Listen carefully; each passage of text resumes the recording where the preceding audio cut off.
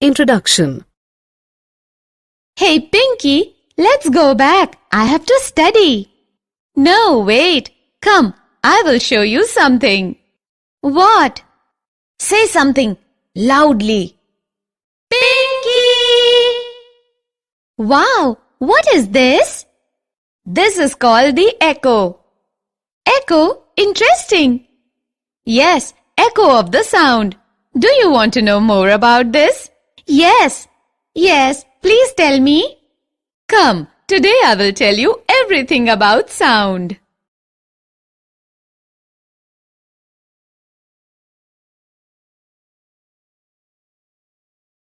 Objectives. At the end of this lesson, you will be able to understand the production of sound, understand the propagation of sound, write the characteristics of sound waves, understand the reflection of sound, define echo and reverberation, describe sonar, and explain the structure of human ear.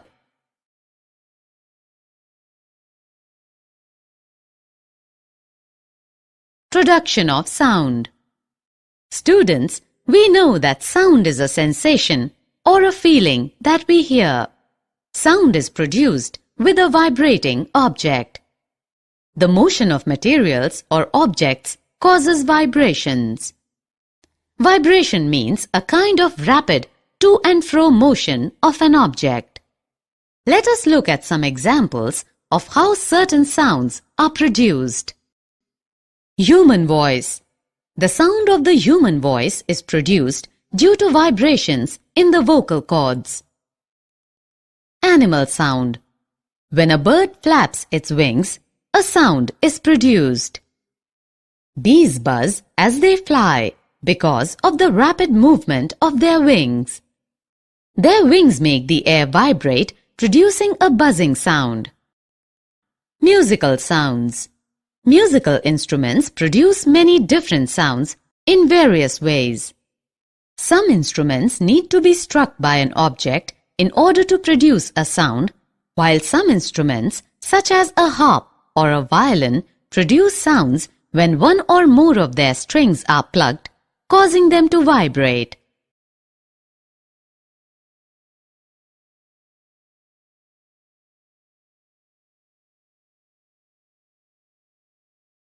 Propagation of sound. For sound to be generated and heard, it must have three things. They are a source, a medium through which to pass, and a receiver. Let us assume the source is the speaker's voice, the medium through which it is transmitted is air, and the receiver is the listener's ear. When a sound is generated by the speaker's speech, or when an object vibrates, it sets the particle of the medium around it vibrating. The particles do not travel all the way from the vibrating object to the ear. A particle of the medium in contact with the vibrating object is first displaced from its equilibrium position. It then exerts a force on the adjacent particle, which gets displaced from its position of rest. After displacing the adjacent particle, the first particle comes back to its original position. This process continues in the medium till the sound reaches your ear.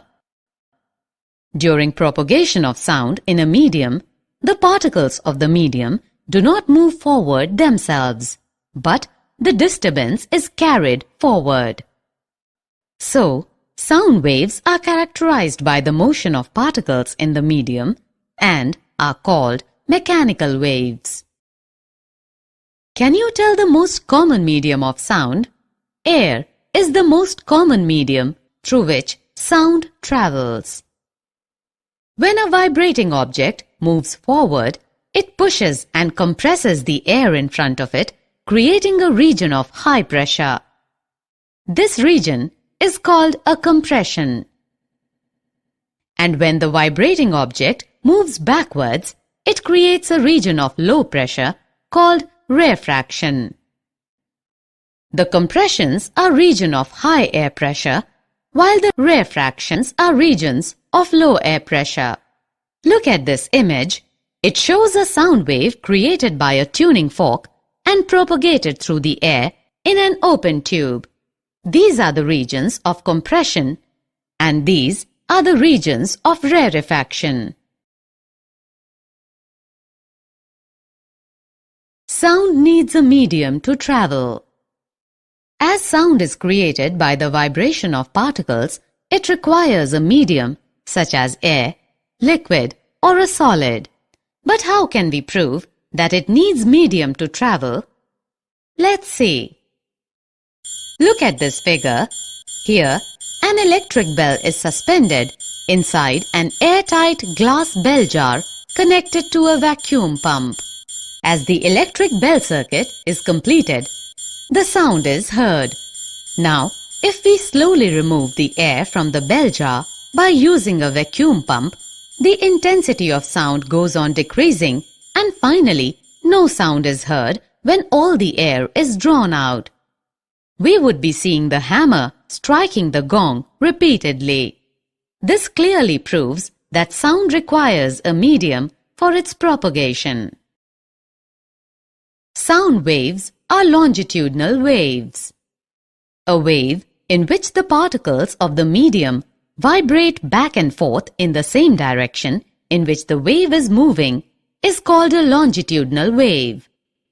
Longitudinal wave can be produced in all the three mediums: solids, liquids, and gases.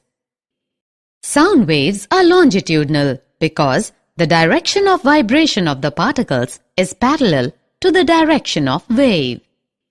When a sound wave passes through air, the particles of air vibrate back and forth parallel to the direction of sound wave. Thus, when a sound wave travels in the horizontal direction, then the particles of the medium also vibrate back and forth in the horizontal direction but parallel to the direction of sound. For example, the waves produced in air when a violin wire is plugged are longitudinal waves. There is also another type of wave called a transverse wave. A transverse wave is the one in which the individual particles of the medium move about their mean positions in a direction perpendicular to the direction of wave propagation. Characteristics of a sound wave. A sound wave can be described by three basic qualities, that is, its frequency, amplitude, and speed. The number of times the wavelength occurs in 1 second is called frequency. It is measured in kilohertz or cycles per second. The faster the sound source vibrates, the higher the frequency. Higher frequencies are interpreted as a higher pitch. For example, when you sing in a high-pitched voice, you are forcing your vocal cords to vibrate quickly. Thus, a high-pitched sound corresponds to more number of compressions and rarefactions passing a fixed point per unit time. Objects of different sizes and conditions vibrate at different frequencies to produce sounds of different pitch. It is usually represented by a Greek letter nu. Its SI unit is Hertz. We know that compressions are the regions where particles are crowded together and represented by the upper portion of the curve. The peak represents the region of maximum compression. Thus, compressions are regions where density as well as pressure is high. Rarefactions are the regions of low pressure where particles are spread apart and are represented by the valley, that is, the lower portion of the curve. A peak is called the crest and a valley is called the trough of a wave. The distance between two consecutive compressions or two consecutive rarefactions is called the wavelength. The wavelength is usually represented by a Greek letter lambda. Its SI unit is meter, m. The time taken by two consecutive compressions or rarefactions to cross a fixed point is called the time period of the wave. It is represented by the symbol T. Its SI unit is second. Frequency and time period are related as nu is equal to 1 upon T. The strength or power of a wave signal is called its amplitude, or the height of the wave when viewed as a graph is the amplitude. The loudness or softness of a sound is determined basically by its amplitude. The amplitude of the sound wave depends upon the force with which an object is made to vibrate. Speed. The speed of sound is defined as the distance with which a point on a wave, such as a compression or a rarefaction, travels per unit time. We know that speed, u is equal to distance upon time, which is equal to lambda upon t. Here, lambda is the wavelength of the sound wave. It is the distance travelled by the sound wave in one time period of the wave. Thus, u is equal to lambda into nu. That is, speed is equal to wavelength into frequency. Speed of sound in different media. The speed of sound depends on the material through which it's passing. It is greater in solids than in liquids or gases because the molecules in a solid are closer than in a liquid or gas. In this table, you can find the speed of sound in different media at 25 degrees Celsius.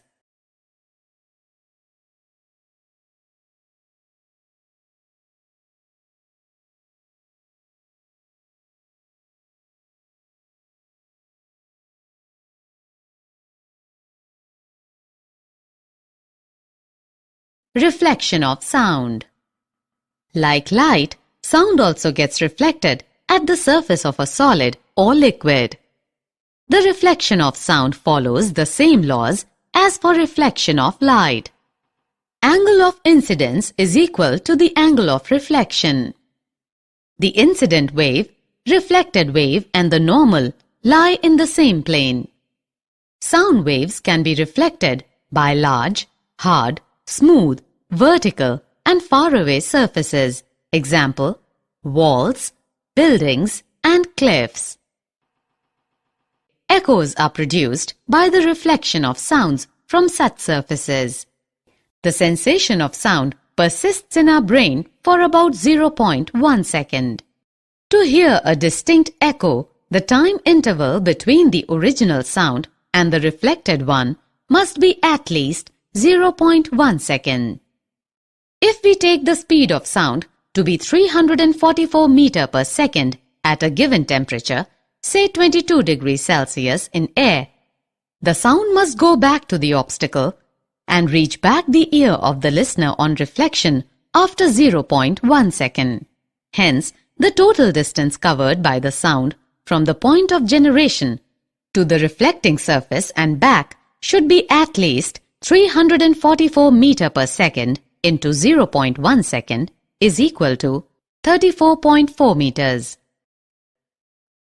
Thus, for hearing distant echoes, the minimum distance of the obstacle from the source of sound must be half of this distance, that is 17.2 meters. This distance will change with the temperature of air. Echoes may be heard more than once due to successive or multiple reflections.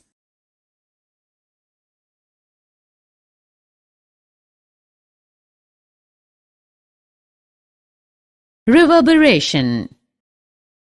The repeated reflection that results in this persistence of sound is called reverberation.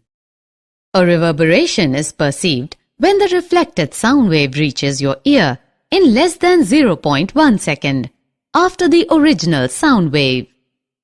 For example, a sound created in a big hall will persist by repeated reflection from the walls until it is reduced to a value where it is no longer audible. Let's now solve a problem. A person shouts near a cliff and hears the echo after 5 seconds. What is the distance of the cliff from the person? If the speed of the sound, v, is taken as 300 meters second raised to the power minus 1. Given that the speed of sound v is 300 meter second raised to the power minus 1. Time taken for hearing the echo, t, is 5 seconds. Distance travelled by the sound is equal to v into t, which is equal to 300 meter second raised to the power minus 1 into 5 seconds is equal to 1500 meters. In 5 seconds, sound has to travel twice the distance between the cliff and the person. Hence, the distance between the cliff and the person is 1500 meters by 2, that is 750 meters.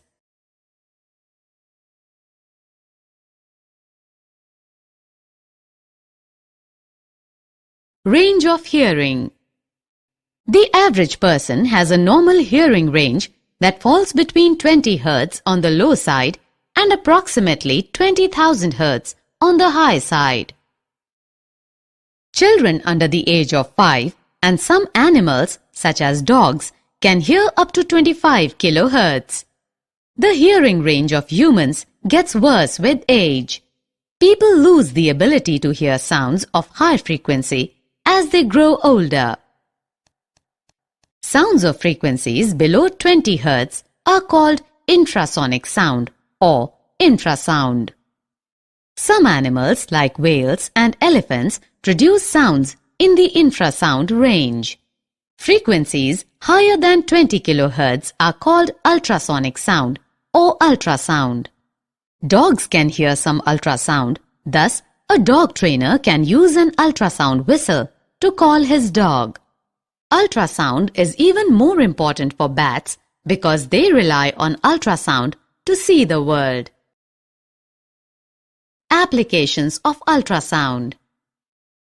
We use ultrasounds in industries and for medical purposes. Ultrasounds are able to travel along well-defined paths, even in the presence of obstacles. The doctors use a high-frequency ultrasound handheld transducer to scan the mother's abdomen. It is generally used to clean parts located in hard-to-reach places, for example, spiral tube, odd-shaped parts, electronic components, etc. Ultrasounds can be used to detect cracks and flaws in metal blocks. Ultrasonic waves are allowed to pass through the metal block and detectors are used to detect the transmitted waves. If there is even a small defect, the ultrasound gets reflected back, indicating the presence of the flaw or defect. Ultrasound is used for echocardiography. In this, the ultrasonic waves are made to reflect from various parts of the heart and form the image of the heart. Ultrasound is also used to break small stones formed in the kidneys into fine grains. These grains later get flushed out with urine.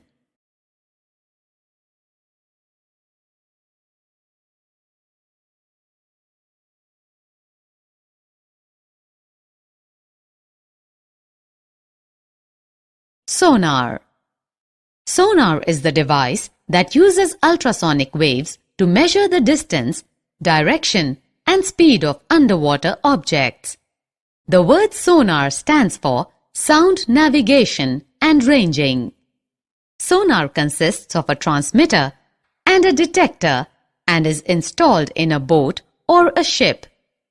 The transmitter produces and transmits ultrasonic waves. These waves travel through water and after striking the object on the seabed get reflected back and are sensed by the detector. The detector converts the ultrasonic waves into electrical signals which are appropriately interpreted. The distance of the object that reflected the sound wave can be calculated by using echo ranging method. Let the time interval between transmission and reception of ultrasound signal be t, and the speed of sound through seawater be v. The total distance, 2d, travelled by the ultrasound is then 2D is equal to V into T. This is the echo ranging method.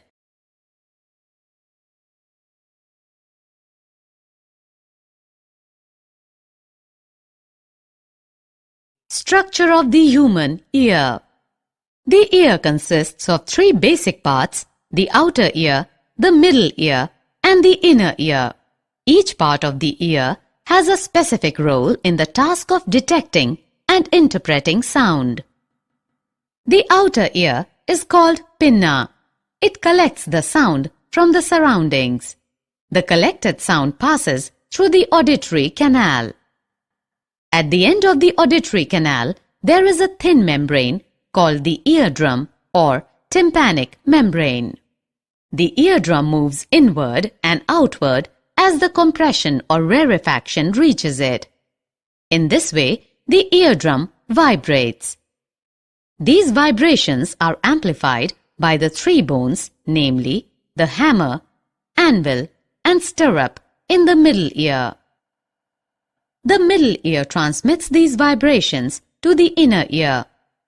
Inside the inner ear, the vibrations or the pressure variations are converted into electrical signals by the cochlea. These electrical signals are sent to the brain via the auditory nerve, and the brain interprets them as sound.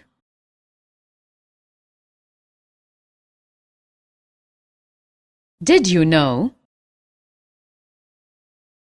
Heinrich Rudolf Hertz was born on 22nd February 1857 in Hamburg, Germany, and educated at the University of Berlin.